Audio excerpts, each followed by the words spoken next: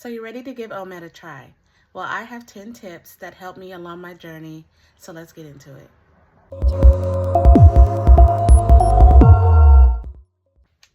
So number one is to ease into OMAD. You want to start with intermittent fasting, like a 16-8 method or 18-6 method. That way your body will have time to get used to burning fat for fuel. And don't worry about missing out on any benefits or results. The results are happening while you're doing intermittent fasting anyway.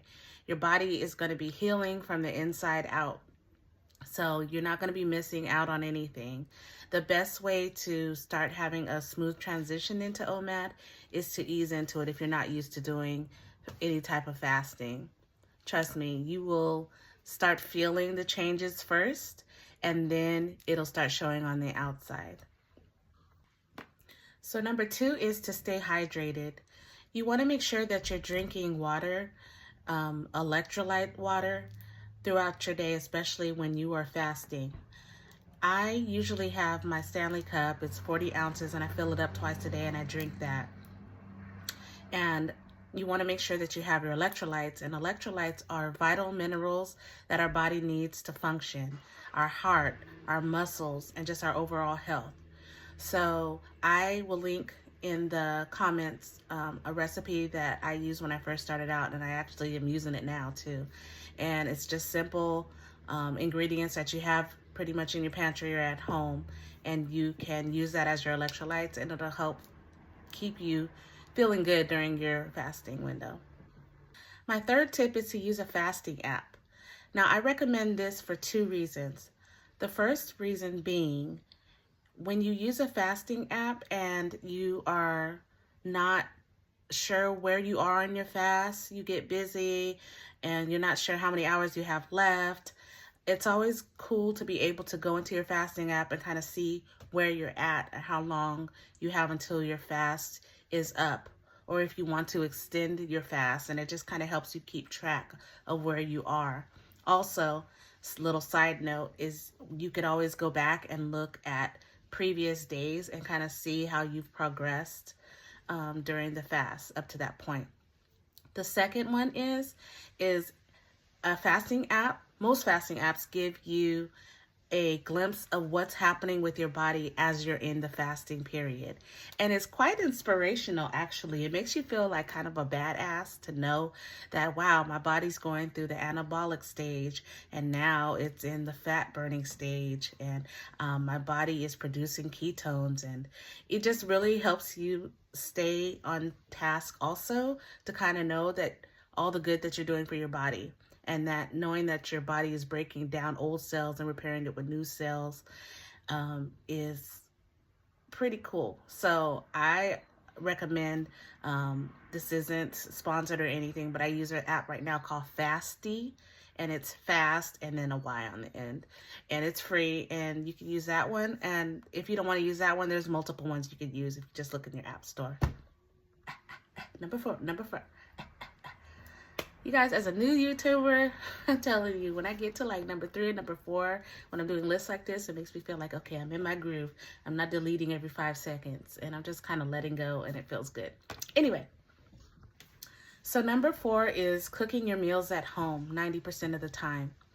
Now, I know people get busy, and it's not always easy to make your food every single day.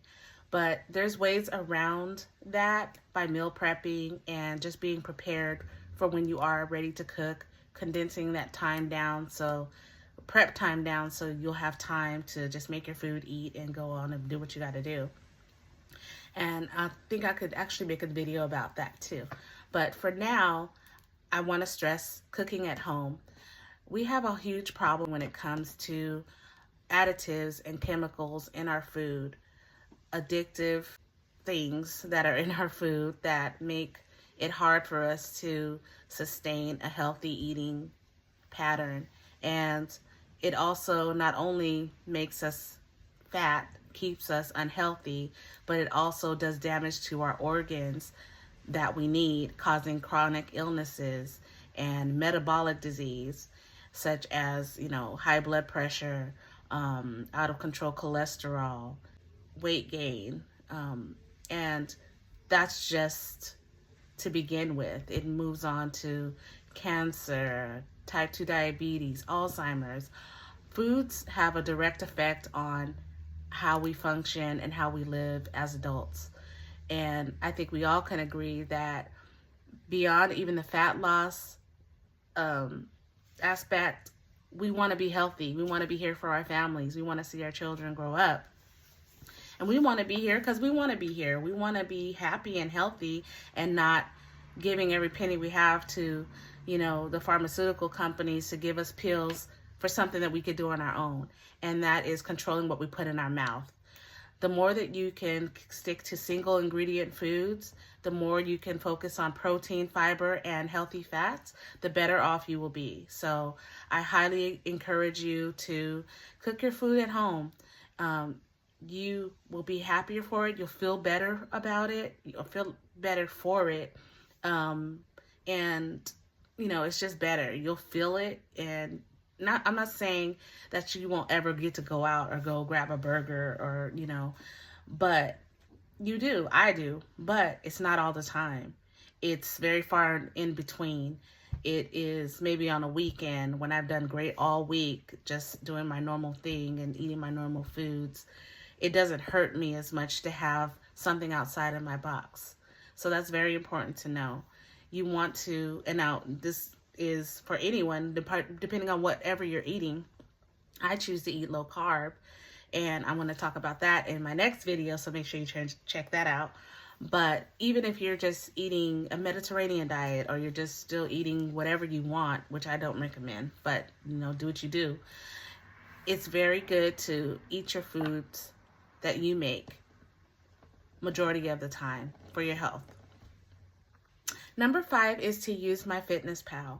This is a free app that you can use that tracks your foods.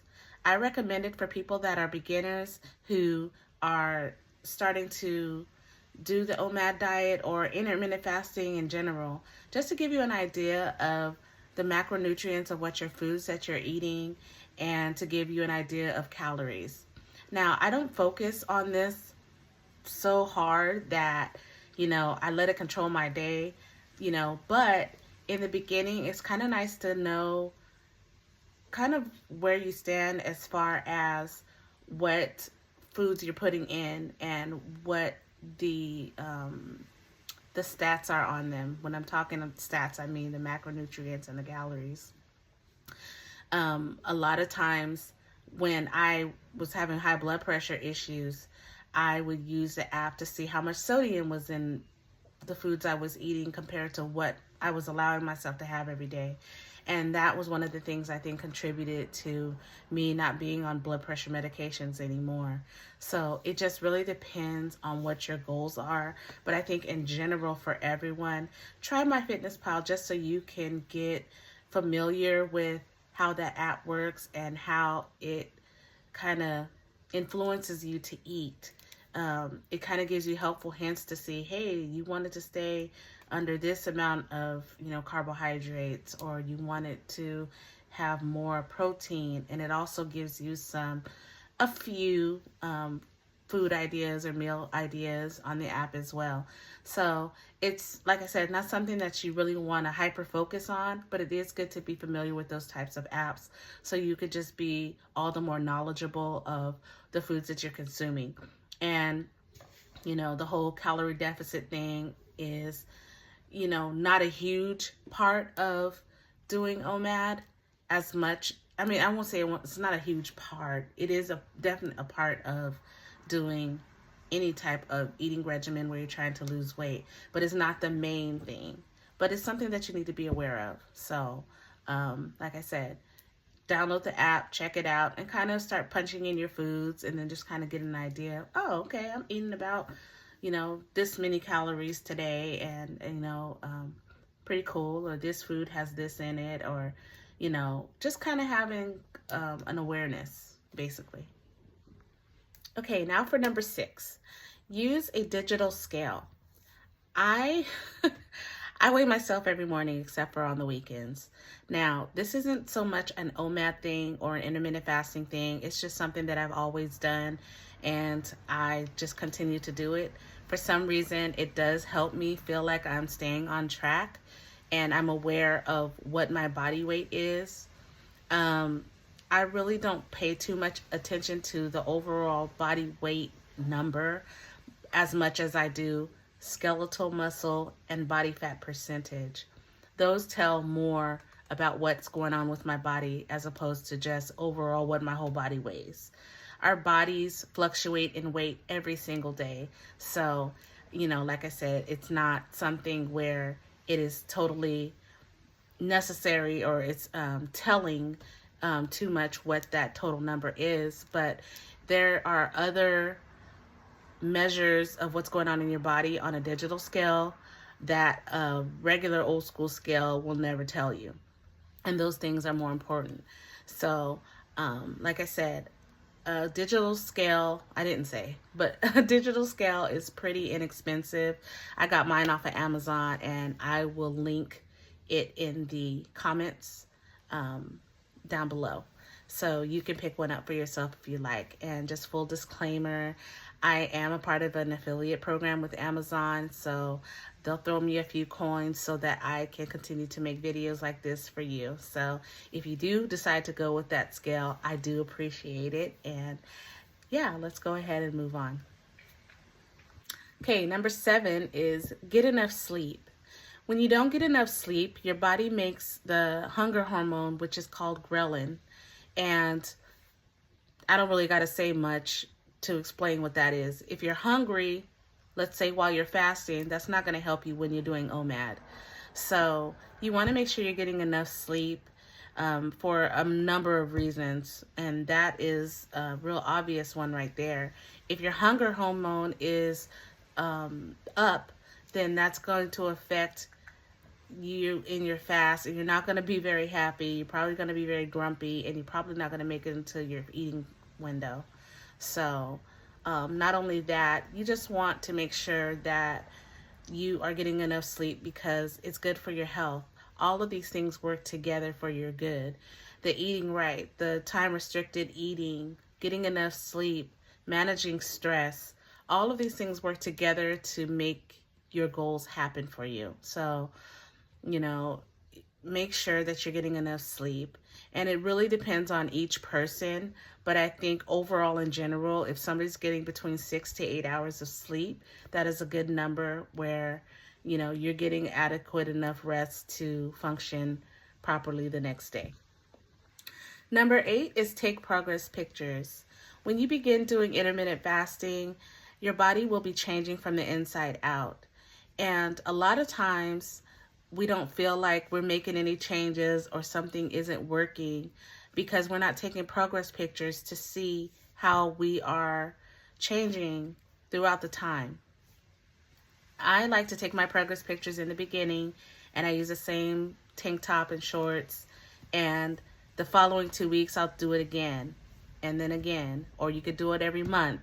Whatever is a good time for you to kind of gauge what progress you're making physically.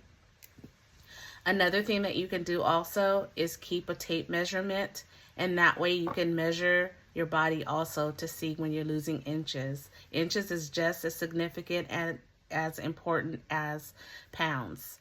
It's all removing fat and inflammation from your body that your body does not need. So I recommend doing that as well. And you'll be so inspired by the work that you're doing, and it'll really help you continue on your journey and go hard for yourself. And that's why I love to do progress pictures. Another thing that you can do is take face-to-face pictures. I do that on Fridays. One Friday, I'll take a selfie, and then the following Friday, you take another selfie. This is very effective in the beginning. And you will notice your body, your face has changed so much in just a week from doing OMAD, especially if you're doing like a low carb eating style. Your puffiness in your face, the brightness of your face will change. And it's really powerful to see this. And just know that your body is making changes for the better, and you're the reason for it. Number 9 is to take a shot of apple cider vinegar. I like to take it in my water and I drink it throughout the day. Some people like to take it right before they have their meal. Apple cider vinegar is very effective, not only because it suppresses your hunger throughout your fast, but it also helps your blood sugar from spiking too much when you're about to eat. Number 10 is to be consistent. This is a great decision that you made for yourself to try, and I hope that these tips will help you stay consistent and stay on your journey and to keep pushing every single day. It eventually does get easier when you stay consistent and you just really have that motivation turn into discipline, and it will. These tips are so effective if you use them. Now, you don't have to use all of them. Use the ones that you think are going to help you the most. But I can definitely let you know that making sure that you ease into intermittent fasting and then going to OMAD, if you're not used to this type of eating, is the best thing for you to do for longevity and for you to last. Also, getting enough sleep, making sure that you're eating single ingredient foods. All of these tips are so helpful for you in the beginning and beyond. I wish you the best on your journey, and if you would like to get more information on what I eat and how it's helped me be successful in my journey, please make sure you check out the next video and I'll link it here. Other than that, I hope you guys have an awesome day, and I'll see you in the next video.